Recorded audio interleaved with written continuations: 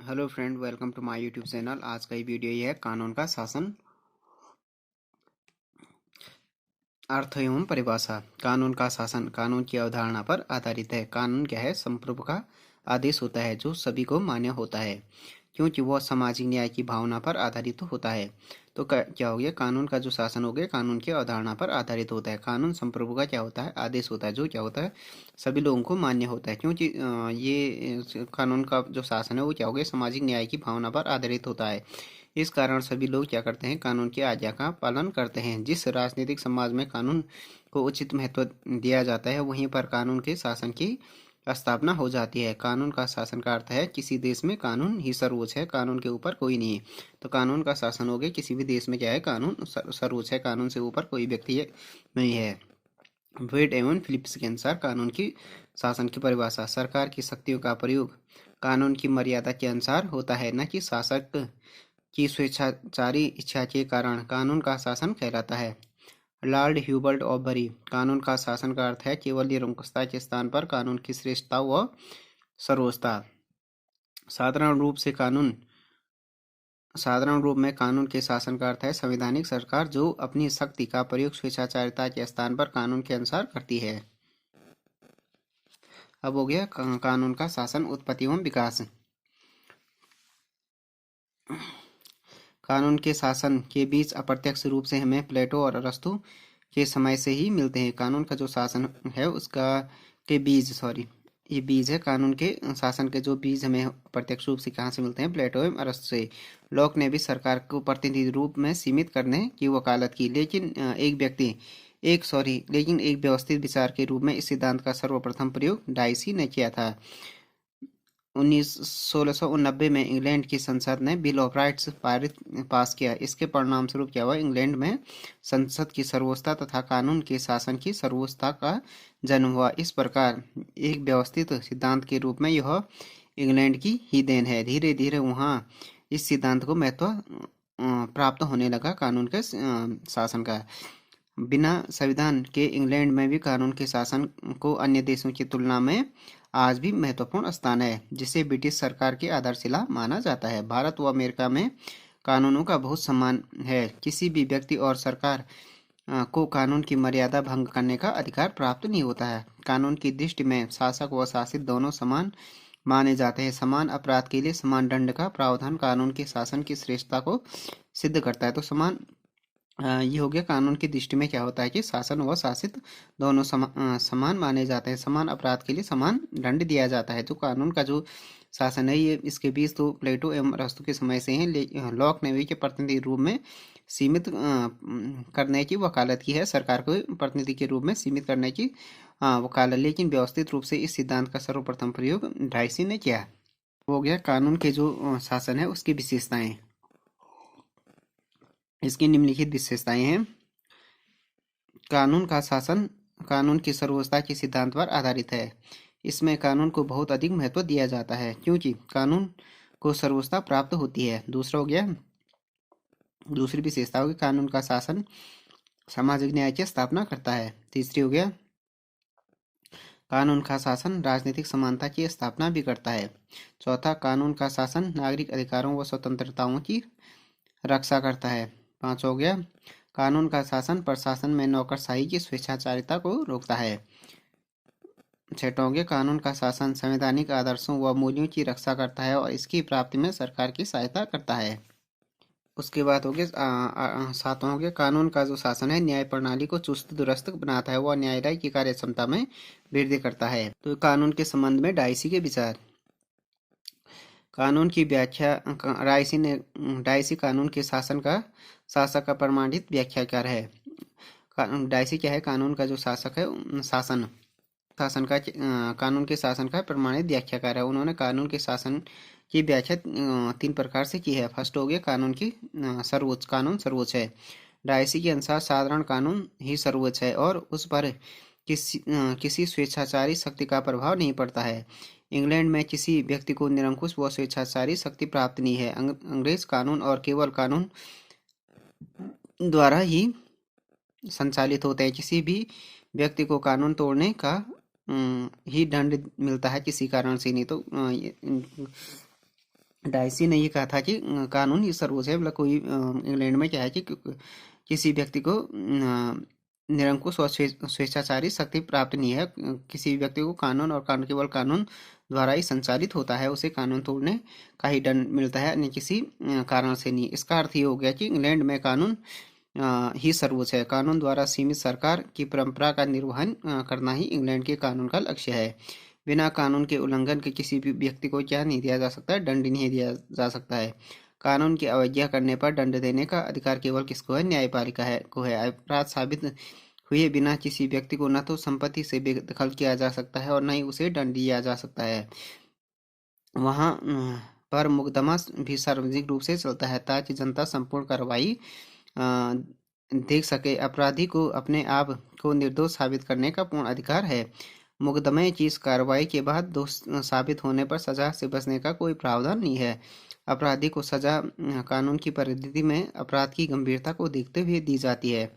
इस प्रकार जो इंग्लैंड में कानून का शासन सरकार के बजाय कानून की सर्वोच्चता स्थापित करता है ताकि सरकार की परंपरागत स्वविवेकी और तानाशाही शक्तियों का अंत किया जा सके। अतः कानून के शासन का प्रथम अर्थ है कि कानून ही सर्वोच्च है, उससे ऊपर कोई नहीं हो सकता है।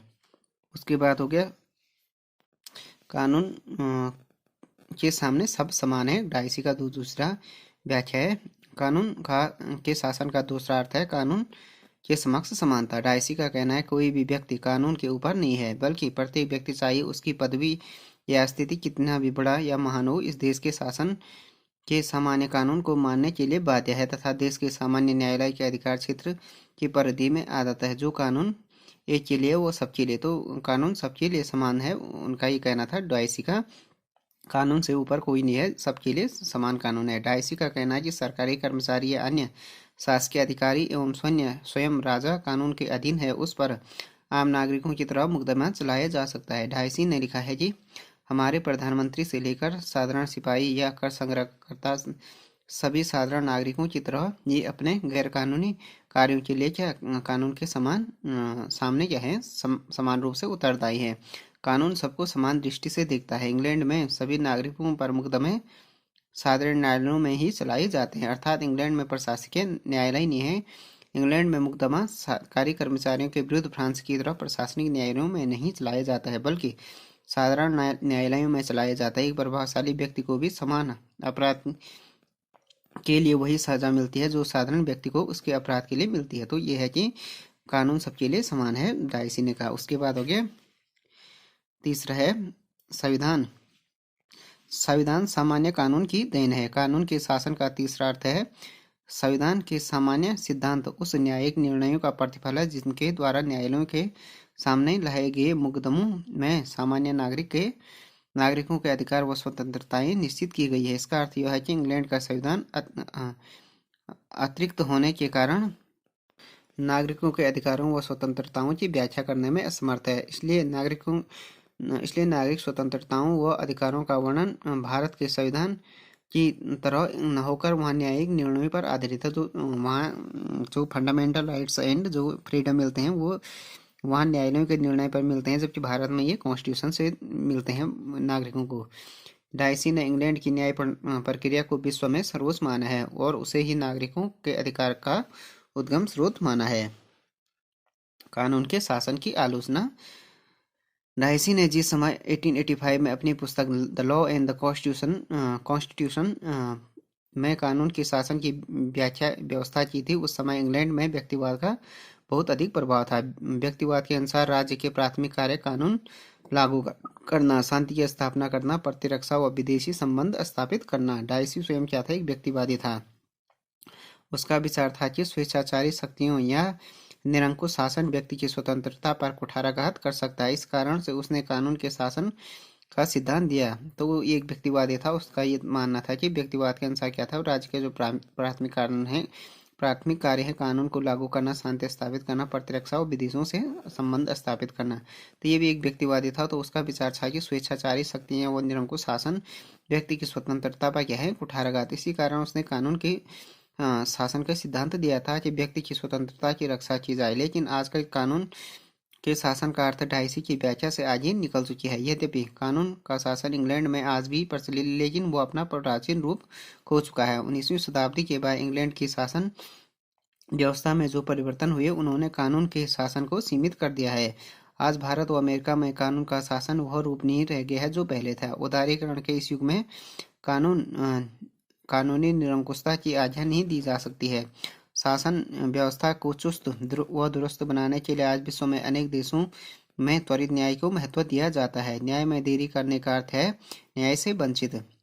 इसलिए आज देश को कानून के शासन के सहारे नहीं छोड़ा जा सकता। विदेशी संबंधों का होने के कारण कानून के शासन का अर्थ बदल चुका है। उसके बाद हो गया कानून के शासन की सीमाएं। प्रदत्त व्यवस्थापन। डायसी ने कानून का अर्थ साधारण रूप में लिया है।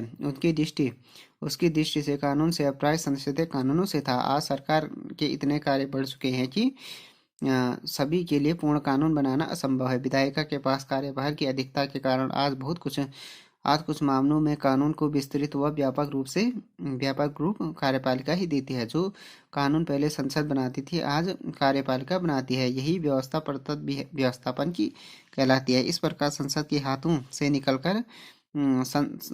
हाथों से निकलकर कार्यपालिका के पास आ चुका है व्यवस्थापन की जो शक्ति। उसके बाद हो गया प्रशासकीय न्याय व कानून। प्रशासकीय न्याय कानून के शासन का विरोधी है, परंतु आज प्रत्येक देश में प्रशासकीय कानून किसी न किसी रूप में विद्यमान है।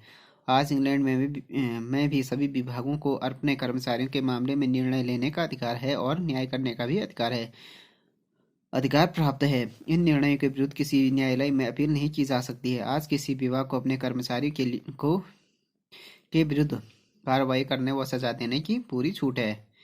तीसरा हो गया स्थानिक कानून। आज अनेक देशों में सैनिक व्यवस्था को पूर्णतः स्वतंत्र दर्जा दिया गया है। सेना के अपने न्यायालय व बोर्ड होते हैं जो सैनिकों द्वारा किए गए अपराधों की जांच करते हैं व सजा देते हैं। सैनिक न्यायालयों के निर्णय के विरुद्ध किसी तरह की अपील साधारण न्यायालयों में नहीं की जाती है। इस व्यवस्था ने कानून के शासन को इस व्यवस्था ने कानून के शासन को अप्रासंगिक बना दिया है। तो फ्रेंड्स, ये वीडियो या कानून के शासन के बारे में, कानून के शासन को उत्पत्ति व विकास और उसकी विशेषताएं, उसके बारे में ये video. Thanks for watching this video. If you like this video, please subscribe my channel and like, share and comment on this video.